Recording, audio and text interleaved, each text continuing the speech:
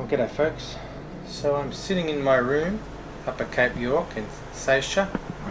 You can see it's a little bit messy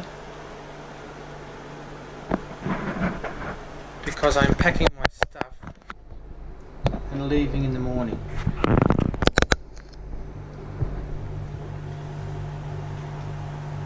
My boss has turned into a real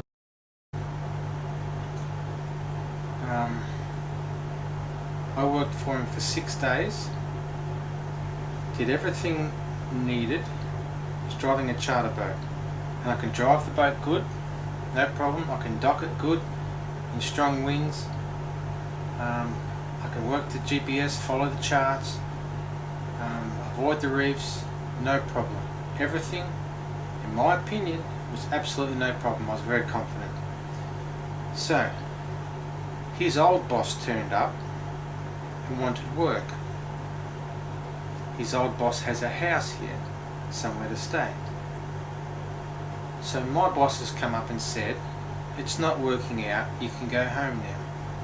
So he's using his old boss because, whatever reason, it's his old boss, but his old boss has a house here, as I said. So my boss saves $300 a week rent. See, his story, my boss's story, is so back to front, and he made so many mistakes in it. So he said it saves him $300 a week if I go home. However, he's docking my pay $400 for the room, which he said was too expensive, which he says he saves the money on by having the new guy. So anyway, I'm going home tomorrow. I worked for 6 days. I had 1 day off. He then said he doesn't need me anymore, so I've sat around here in this hut with nowhere to go and no vehicle for 3 days until the plane leaves tomorrow morning. And he's taking out of my pay the flight up that he said he'd pay for. He's taking out of my pay the flight back. He's taking out of my pay $400 for the rent for this cabin. So I'm going home after my expenses $147 worse off. Now he's not allowed to dock all that stuff. I'm sure he's not allowed. He's not paying tax on any of it. So when I get back to Cairns, I'm going to see what my rights are, because I want my full pay. He owes me $1,500 for 6 days work.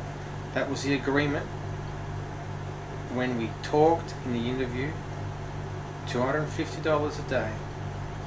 He was taking care of the accommodation, he was taking care of the flights, and now all that's coming out of my wage, and I'm left after my expenses $140 something out of pocket.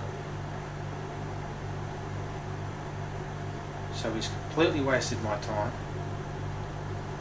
The moment he said the job's over, I haven't seen him since. He walked out the gate and just left me sitting here.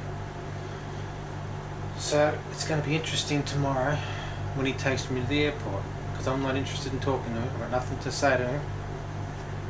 I think he's a jerk, and he's completely stuffed me around, and he's lied to me about why the job's ending, because he told me one reason and he told the other guys another reason, and the other guys that live here told me the other reason, and it's because his boss has turned up, he's given his boss my job, and his boss stays at the road in his own place, so he saves $300 a week in accommodation that he doesn't have to pay for me.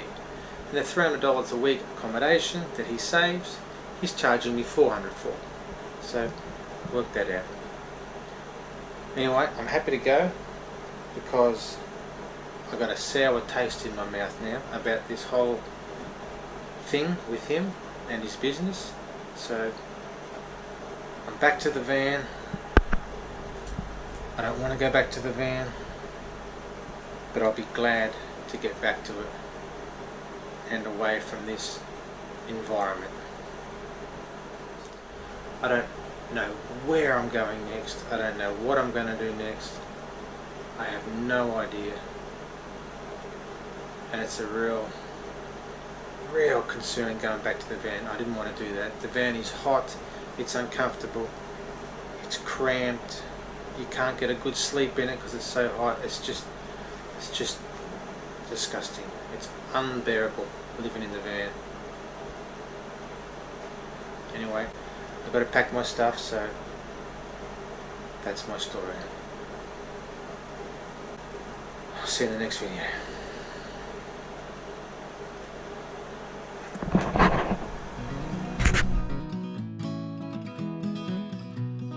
Don't forget to give the video a thumbs up, hit the subscribe button, that way you'll get notified to all my new videos when I upload them. And if you want to contact me, you can do so through my website, the link's in the description below. See you next time.